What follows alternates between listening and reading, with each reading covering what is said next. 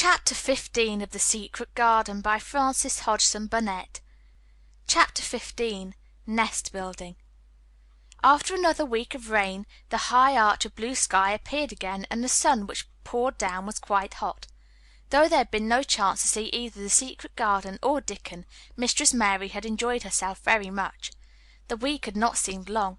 She had spent hours of every day with Colin in his room, talking about Rajahs or gardens, or Dickon and the cottage on the moor. They had looked at the splendid books and pictures, and sometimes Mary had read things to Colin, and sometimes he had read a little to her.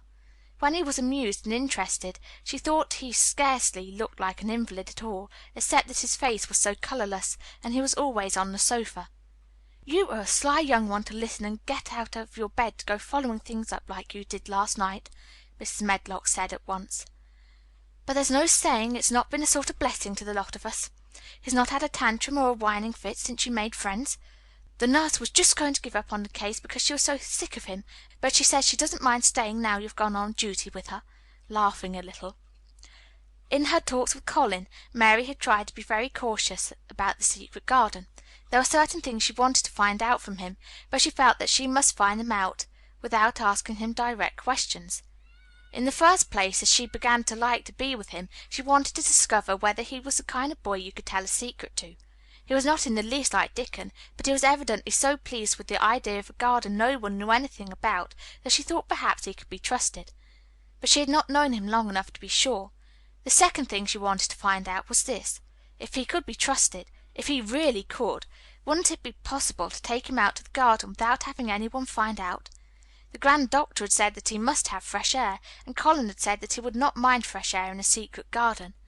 Perhaps if he had a great deal of fresh air, and knew Dickon and the robin, and saw things growing, he might not think so much about dying. Mary had seen herself in the glass sometimes lately, when she had realized that she looked quite a different creature from the child she had been when she had arrived from India. This child looked nicer. Even Martha had seen a change in her. "The air from the moor has done thee good already," she had said. "Thou'rt not nigh so yeller, and thou art not nigh so scrawny. Even the hair doesn't stand down on the head so flat. It's got some life in it, so as it sticks out a bit." "It's like me," said Mary. "It's grown stronger and fatter. I'm sure there's more of it." "It looks it for sure," said Martha, ruffling it up a little round her face. "Thou'rt not so ugly when it's that way, and there's a bit of red in the cheeks." If gardens and fresh air had been good for her, perhaps they would be good for Colin. But then if he hated people to look at him, perhaps he would not like to see Dickon. "Why does it make you angry when you are looked at?" she inquired one day. "I always hated it," he answered, "even when I was very little. Then when they took me to the seaside and I used to lie in my carriage, everybody used to stare, and ladies would stop and talk to my nurse, and then they would begin to whisper, and I knew that they were saying I shouldn't live to grow up. Then sometimes the ladies would pat my cheeks and say, 'Poor child.' Once when a lady did that I screamed out loud and bit her hand. She was so frightened she ran away." "She thought you had gone mad like a dog," said Mary, not at all admiringly. "I don't care what she thought," said Colin, frowning. "I wonder why you didn't scream and bite me when I came into your room," said Mary. Then she began to smile slowly. "I thought you were a ghost or a dream," he said. "You can't bite a ghost or a dream, and if you scream they don't care."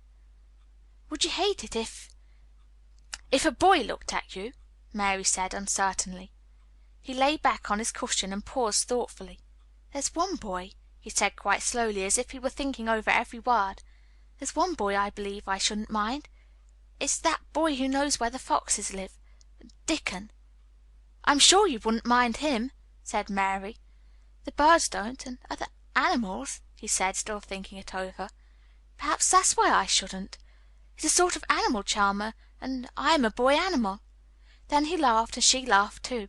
In fact, it ended in their both laughing a great deal, and finding the idea of a boy animal hiding in his hole very funny indeed. What Mary felt afterward was that she need not fear about Dickon. On the first morning, when the sky was blue again, Mary wakened very early. The sun was pouring in slanting rays through the blinds, and there was something so joyous in the sight of it that she jumped out of bed and ran to the window. She drew up the blinds and opened the window itself, and a great waft of fresh, scented air blew in upon her. The moor was blue, and the whole world looked as if something magic had happened to it. There were tender little fluting sounds here and there and everywhere, as if schools of birds were beginning to tune up for a concert. Mary put her hand out of the window and held it in the sun. "It's warm, warm," she said. "It will make the green points push up and up and up, and it will make the bulbs and roots work and struggle with all their might under the earth." She kneeled down and leaned out of the window as far as she could, breathing big breaths and sniffing the air until she laughed because she remembered what Dickon's mother had said about the end of his nose quivering like a rabbit's. "It must be very early," she said. "The little clouds are all pink, and I've never seen the sky look like this. No one is up. I don't even hear the stable boys." A sudden thought made her scramble to her feet. "I can't wait. I'm going to see the garden." She had learned to dress herself by this time, and she put on her clothes in 5 minutes. She knew a small side door which she could unbolt herself, and she flew downstairs in her stocking feet and put on her shoes in the hall. She unchained and unbolted and unlocked, and when the door was open she sprang across the step with one bound, and there she was standing on the grass, which seemed to have turned green, and with the sun pouring down on her, and warm sweet wafts about her, and the fluting and twittering and singing coming from every bush and tree. She clasped her hands for pure joy and looked up in the sky, and it was so blue and pink and pearly and white and flooded with springtime light that she felt as if she must flute and sing aloud herself, and knew that thrushes and robins and skylarks could not possibly help it. She ran around the shrubs and paths towards the secret garden. "It is all different already," she said. "The grass is greener, and things are sticking up everywhere, and things are uncurling, and green buds of leaves are showing. This afternoon I am sure Dickon will come." The long warm rain had done strange things to the herbaceous beds which bordered the walk by the lower wall. There were things sprouting and pushing out from the roots of clumps of plants, and there were actually here and there glimpses of royal purple and yellow unfurling among the stems of crocuses. 6 months before, Mistress Mary would not have seen how the world was waking up, but now she missed nothing. When she had reached the place where the door hid itself under the ivy, she was startled by a curious loud sound. It was the caw, caw of a crow, and it came from the top of the wall, and when she looked up, there sat a big, glossy, plumaged blue blackbird, looking down at her very wisely indeed. She had never seen a crow so close before, and he made her a little nervous, but the next moment he spread his wings and flapped away across the garden. She hoped he was not going to stay inside, and she pushed the door open, wondering if he would. When she got fairly into the garden, she saw that he probably did intend to stay, because he had alighted on a dwarf apple tree, and under the apple tree was lying a reddish animal with a bushy tail, and both of them were watching the stooping body and rust-red head of Dickon, who was kneeling on the grass working hard. Mary flew across the garden to him. "Oh, Dickon, Dickon!" she cried out. "How could you get here so early? How could you? The sun has only just got up." He got up himself, laughing and glowing, and tousled his eyes like a bit of the sky. He said, "I was up long before him. How could I stay to bed? The world's all fair begun again this morning, it has, and it's working and humming and scratching and piping and nest building and breathing out scents till you've got to be out on it, instead of lying on your back. When the sun did jump up, the moor went mad for joy, and I was in the midst of the heather, and I run like mad myself, shouting and singing, and I came straight here. I couldn't have stayed away. Why, the garden was lying here waiting." Mary put her hands on her chest, panting, as if she had been running herself. "Oh, Dickon, Dickon," she said, "I'm so happy I can scarcely breathe." Seeing him talking to a stranger, the little bushy-tailed animal rose from its place under the tree and came to him, and the rook, cawing once, flew down from its branch and settled quietly on his shoulder. "This is a little foxglove," he said, rubbing the little reddish animal's head. "It's named Captain. And this here's Soot. Soot, he flew across the moor with me, and Captain, he run same as if the hounds had been after him. They both felt same as I did." Neither of the creatures looked as if he were the least afraid of Mary. When Dickon began to walk about, Soot stayed on his shoulder, and Captain trotted quietly close to his side. "See here," said Dickon. "See how these is pushed up? And these, and look at these here." He threw himself upon his knees, and Mary went down beside him. They had come upon a whole clump of crocuses burst into purple and orange and gold. Mary bent her face down and kissed him. "You never kiss a person in that way," she said when she lifted her head. "Flowers are so different." He looked puzzled but smiled.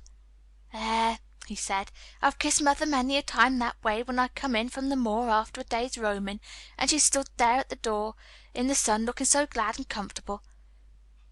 They ran from one part of the garden to another, and found so many wonders that they were obliged to remind themselves that they must whisper or speak low. He showed her swelling leaf buds on rose branches which had seemed dead. He showed her 10,000 new green points pushing through the mold. They put their eager young noses close to the earth and sniffed its warmed springtime breathing. They dug and pulled and laughed low with rapture until Mistress Mary's hair was as tumbled as Dickon's and his cheeks were almost as poppy red as his. There were every joy on earth in the secret garden that morning, and in the midst of them came a delight more delightful than all, because it was most wonderful. Swiftly something flew across the wall and darted through the trees to a close-grown corner, a little flare of red-breasted bird with something hanging from its beak. Dickon stood quite still and put his hand on Mary, almost as if they had suddenly found themselves laughing in a church. "We must not stir," he whispered in broad Yorkshire. "We must not scarce breathe. I knowed he was mate hunting when I seed him last. It's Ben Weatherstaff's robin. He's building his nest. He'll stay here if us don't fight him." They settled down softly upon the grass and sat there without moving. "Us mustn't seem as if us watching him too close," said Dickon. "He'd be out with us for good if he got the notion us was interfering now. He'll be a good bit different till all this is over. He's setting up housekeeping. He'll be shyer and readier to take things ill. He's got no time for visiting and gossiping. Us must keep still a bit and try to look as if us was grass and trees and bushes. Then when he's got used to seeing us, I'll chirp a bit and he'll know us'll not be in his way." Mistress Mary was not at all sure that she knew, as Dickon seemed to, how to try to look like grass and trees and bushes, but he had said the queer thing as if it were the simplest and most natural thing in the world, and she felt it must be quite easy to him, and indeed she watched him for a few minutes carefully, wondering if it were possible for him to quietly turn green and put out branches and leaves. But he only sat wonderfully still, and when he spoke dropped his voice to such a softness that it was curious that she could hear him, but she could. "It's part of the springtime, this nest building is," he said. "I warrant it's been going on in the same way every year since the world was begun. They've got their way of thinking and doing things, and a body had better not meddle. You can lose a friend in springtime easier than any other season if you're too curious." "If we talk about him, I can't help looking at him," Mary said as softly as possible. "We must talk of something else. There's something I want to tell you." "He'll like it better if us talks of something else," said Dickon. "What is it that there's got to tell me?" "Well, do you know about Colin?" she whispered. He turned his head to look at her. "What does there know about him?" he asked. "I've seen him. I've been to talk to him every day this week. He wants me to come. He says I'm making him forget about being ill and dying," answered Mary. Dickon looked actually relieved as soon as the surprise died away from his round face. "I'm glad of that," he exclaimed. "I'm right down glad. It makes me easier. I knowed I must say nothing about him, and I don't like having to hide things." "Don't you like hiding the garden?" said Mary.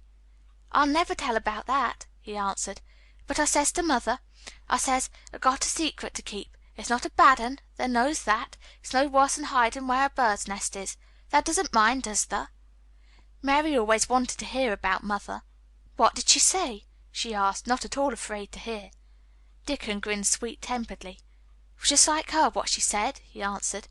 "She gives my head a bit of a rub and laughed, and she says, 'Lad, they can have all the secrets they likes. I've knowed thee 12 year.'" "How did you know about Colin?" asked Mary.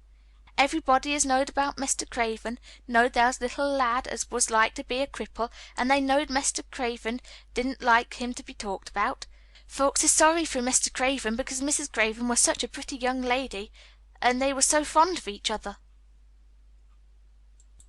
Mrs. Medlock stops in our cottage whenever she goes to Thwaite, and she doesn't mind talking to mother before us children because she knows us has been brought up to be trusty. How does they find out about him? Martha was in fine trouble the last time she came home. She said they'd heard him fretting and that was asking questions and she didn't know what to say." Mary told him a story about the midnight wuthering of the wind which had wakened her, and about the faint, far-off sounds of the complaining voice which had led her down the dark corridors with her candle. And it ended with her opening of the door and of dimly lighted room, with the carven four-posted bed in the corner. When she described the small ivory white face and the strange black-rimmed eyes, Dickon shook his head. "Them's just like his mother's eyes, only hers was always laughing, they say," he said. "They say as Mr. Craven can't bear to see him when he's awake, and it's because his eyes is so like his mother's and yet look so different in his miserable bit of a face." "Do you think he wants to die?" whispered Mary. "No, but he wishes he had never been born. Mother says that that's the worst thing on earth for a child. Them as is not wanted scarce ever thrives.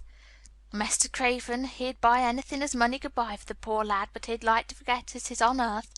For one thing, he's afraid he'll look at him some day and find he's growed hunchback." "Colin's so afraid of it himself that he won't sit up," said Mary. "He says he's always thinking that if he should feel a lump coming he should go crazy and scream himself to death." He oughtn't to lie there thinking things like that," said Dickon. "No lad could get well as thought them sort of things." The fox was lying on the grass close by him, looking up to ask for a pat now and then, and Dickon bent down and rubbed his neck softly and thought a few minutes in silence. Presently he lifted his head and looked round the garden. "When we first got in here," he said, "it seemed like everything was gray. Look round now and tell me if thou doesn't see a difference." Mary looked and caught her breath a little. "Why," she cried, "the gray wall is changing. It's as if a green mist were creeping over it. It's almost like a green gauze veil." "Aye," said Dickon, "it'll be greener and greener till the gray's all gone. Can thou guess what I was thinking?"